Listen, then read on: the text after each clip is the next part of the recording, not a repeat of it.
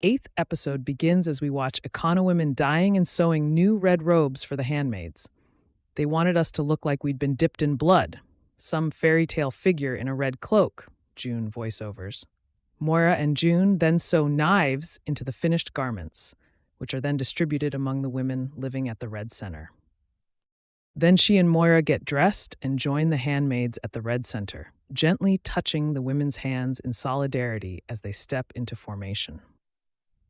The massive sanctuary eventually fills with the rest of the commanders, their wives and handmaids. Nick escorts Rose to her seat, then stands on the altar, where he'll officiate. Wharton arrives next, and then it's time for the bride's big entrance. Serena wears a pale blue, long-sleeved gown with butterflies adorning the train. As Nick begins the ceremony, the handmaids who have blades sewn into their robes surreptitiously remove them and pass them, hand to hand, down the pew. One woman accidentally drops her blade. The clattering draws the attention of the guardian nearby, but the weapon is scooted under the bench, and no one sees anything. Wharton and his new missus enter and take to the dance floor. While everyone's attention is on the couple, the handmaids continue their work of making sure everyone wearing a white bonnet has her own personal death stick. Serena takes a victory lap around the room, reassuring Lawrence that she's still committed to their New Bethlehem goals before making sure to greet my most important guests, the handmaids. She asks them to gather. June and Moira quickly slip toward the rear of the crowd as the new Mrs. Wharton reassures them that she's working on their behalf in New Bethlehem. She's about to step away, but decides she needs to sing them the ballad of Serena and June. So she turns back to tell them about her own former handmaid. I could have been kinder to her. To be honest, she could have been kinder to me, she says as June fumes in the back. It only gets worse when Serena says she counts June as a friend, and I do believe that my former handmaid forgives me. The dessert in question is a gorgeous, tiered, scarlet confection that is dosed with enough medicine to send everyone who eats it into a sleeping stupor in about 2 hours. The handmaids don't touch their pieces, obviously, and they fold it into their napkins and leave it under their benches when Aunt Phoebe tells them it's time to go. Their plan is nearly thwarted by Aunt Lydia, who returns from D.C. and swings by to congratulate the happy couple. She gets a glimpse of June in the process. The older woman starts to chase her, but June eludes her. That doesn't stop Lydia from going to Lawrence with her suspicions. "You're losing it, lady," he says, knowing full well that the bane of both of their existences is in the building. Then Aunt Phoebe joins in the gaslighting, and a befuddled Lydia is ushered away for some dinner. High Commander Wharton carries his bride into their home, and she's giddy until she sees a handmaid kneeling in the entryway. Commander Bell's dad has sent her the most fertile handmaid in Gilead as a wedding gift. "But I'm fertile," a shocked Serena replies. "But you're only one person, my love," Wharton says. Serena forbids having a handmaid in the house, but he maintains that Gabriel will help them achieve the big family they talked about.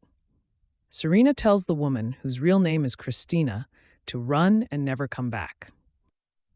But Wharton intercepts and wonders why the woman whose thoughts and opinions he said he admires is suddenly having thoughts and opinions about this. "I was so stupid to do this again," Serena says, crying. "I thought you were a better man, but you're just like the rest of them." He screams at her, then uses that soft and mean voice that he used on Nick a few episodes back. "I have bent to your liberal attitudes, but I will not turn my back on God," he vows. "You think God wants this abomination of a marriage?" Serena spits. Just then, Noah starts crying. Serena grabs him, muttering, "We can't stay here." A guardian blocks her exit, and Wharton forbids her to leave. "You are my wife now. Your place is in this house. You have nowhere to go." She's like, "What are you going to do? Cut off my finger or beat me with a belt?" "I will survive it, and I will survive you," she promises. He maintains he's a good man and husband. "You can't be," she whispers. "You're a commander." With hatred in his eyes, Wharton orders the guardian to step aside. Serena and Noah exit via the front door, and she runs. Aunt Lydia sits, alone, eating her meal while the reception crew cleans up and notices that the area the handmaids were sitting in has a ton of uneaten cake chucked under the benches, which were skirted. The only reason she sees is because one napkin is sticking out from the end. So she hotfoots it back to the red center, where Aunt Phoebe is unsuccessful in stopping her from checking on the handmaids in their beds. Everything seems to be status quo in the dormitory, until Lydia rips the covers off one woman and finds her fully dressed.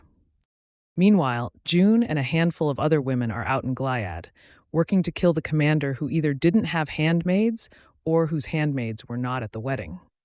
As she promised, our girl takes on Commander Bell, creeping into his house and finding him asleep in the living room. He rouses when the phone next to him rings.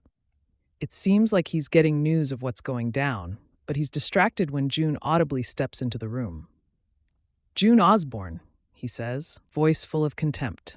"Nice to meet you," she responds, then instantly slams her box cutter into his right eyeball. He's dead moments later. She sits, takes a swig of the drink he was enjoying, and breathes a minute before she hears footsteps behind her. It's Janine, who starts crying as she thanks her friend. Back at the Red Center, Aunt Lydia is screaming at the handmaids, whom she has kneeling on the floor in the center of the room, a guardian holding his gun on them. She singles out Aunt Phoebe, and it seems like she's going to make an example of her when Moira stands and tells her to stop. To add insult to Moira's continued and horrifying gliadian injury, Lydia doesn't even know who she is. I do love that once Moira drops a couple of F-bombs, it's Aunt Lydia's clue that you're working with her. She threatens to shoot anyone who won't tell her, "Where is June Osborne?" That's when June quietly announces from behind her, "I'm right here." Lydia blames the rebellion on June, but June calmly states that you did this by mutilating and terrorizing the handmaids and taking their children away. "But I think that you've seen things you can't unsee," June says, approaching slowly, "and I think you've learned things that you can't unlearn. And I know that in your heart of hearts, you know that rape is rape, and you know it wasn't our fault, and that we don't deserve this, and we're not fallen women."